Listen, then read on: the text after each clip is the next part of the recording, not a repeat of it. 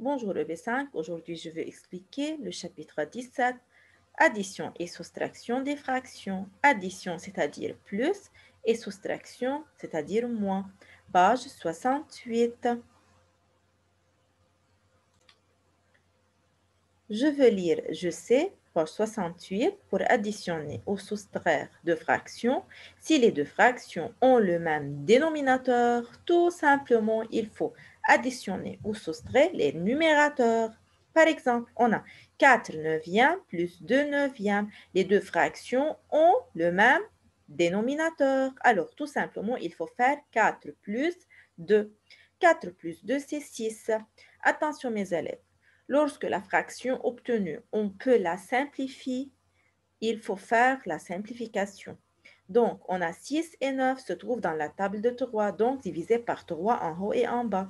6 divisé par 3 me donne 2 et 9 divisé par 3 me donne 3. Maintenant, un autre exemple, 5 douzièmes moins 1 douzième. Les deux fractions ont le même dénominateur, donc il faut faire 5 moins 1. 5 moins 1, c'est 4. Attention, 4 douzièmes.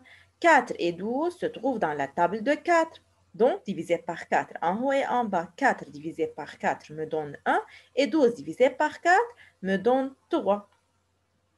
Si les deux fractions maintenant n'ont pas le même dénominateur, alors on remplace les fractions par des fractions égales et qui ont le même dénominateur. Exemple, on a un demi plus un tiers. Est-ce qu'on peut faire l'addition de ces deux fractions? Non. Pourquoi? Car on n'a pas le même dénominateur. Mais 2 et 3, est-ce qu'il y a une relation entre ces deux nombres? Non. Donc, tout simplement, il faut multiplier 2 par 3 et 3 par 2. Bien sûr, en haut et en bas. En haut et en bas. Alors, les fractions égales sont 3 sixièmes plus 2 sixièmes. Donc, les deux fractions maintenant ont le même dénominateur 6. Donc, maintenant, on peut additionner les numérateurs. 3 plus 2, c'est 5. Voilà. Est-ce qu'on peut simplifier 5 sixièmes? Non. Un autre exemple. 2 cinquièmes moins 1 sixième. Est-ce qu'on peut soustraire ces deux fractions? Non. Pourquoi? Car on n'a pas le même dénominateur. Pour cela, il faut regarder au dénominateur 5 et 6. Est-ce qu'il y a une relation entre ces deux nombres? Non. Donc, tout simplement, il faut multiplier 5 par 6 et 6 par 5. Bien sûr, en haut et en bas. Les fractions égales sont 12 sur 30 moins 5 sur 30. Maintenant, les deux fractions ont le même dénominateur 30. Tout simplement, il faut faire 12 moins 5, c'est 7. Est-ce qu'on peut simplifier 7 sur 30? Non. Donc, c'est fini. Maintenant, pour mieux comprendre, je veux faire le numéro 1, page 68. La question effectue. 2 neuvièmes plus 5 neuvièmes. Attention mes élèves, les deux fractions ont le même dénominateur. Alors, tout simplement, il faut additionner les numérateurs. Donc, il faut écrire tout simplement 2 plus 5, c'est 7 sur 9, alors c'est 7 neuvièmes. Est-ce qu'on peut simplifier 7 neuvièmes? Non. Maintenant, 5 septièmes moins 2 septièmes. Les deux fractions ont le même dénominateur. Donc, maintenant, il faut écrire le dénominateur 7 et il faut soustraire 5 moins 2, c'est 3 septièmes. Alors, est-ce qu'on peut simplifier 3 septièmes? Non. Maintenant, colonne 2. 2 onzièmes plus 5 onzièmes.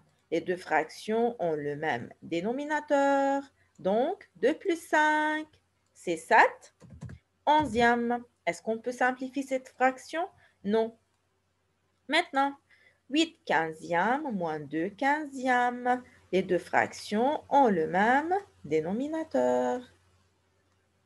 Alors, tout simplement, il faut soustraire les numérateurs. 8 moins 2, c'est 6. 6 quinzièmes. Est-ce qu'on peut simplifier cette fraction? Oui, il faut faire diviser par combien?